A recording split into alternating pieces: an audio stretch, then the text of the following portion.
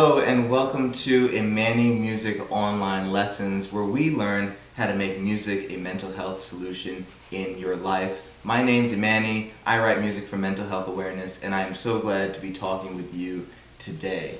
Before we get started, let's make sure that our bodies are ready to play some music. So, let's loosen up, and let's stretch our bodies out, and make sure we have some awesome posture as well. So make sure that you have an L shape going on with your body, and also have a beautiful L shape with your arms too.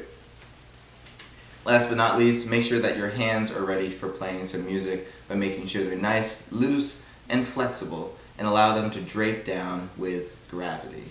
Let's take a deep breath in, and let it out. Excellent, y'all. Okay.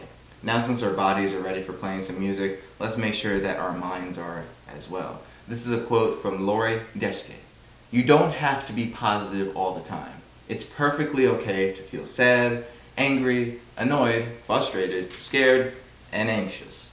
Having feelings doesn't make you a negative person. It makes you human. That's why every time for these videos, I love to mention that if you're feeling stressed, if you're feeling anxious, take a little break, because it's human. It's life, y'all. It's normal to feel a little bit anxious if you're not understanding something.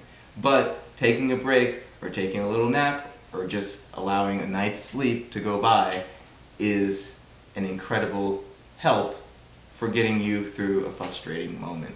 So, with that being said, let's get started with today's music lesson, and let's learn something new and exciting.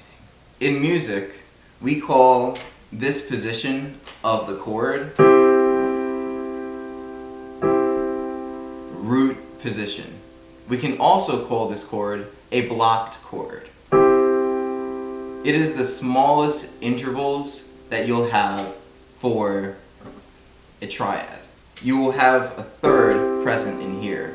There are also things called inversions for chords. For example, you can take this chord and move the notes around along the piano to create an inversion.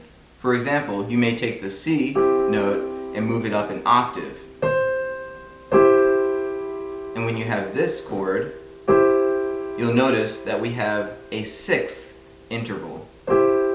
Thus, the distance of the chord is larger than its root position or its block chord state. We'll talk in more detail about inversions and stuff like that later on. But for now, I'd like you to remember what names these are.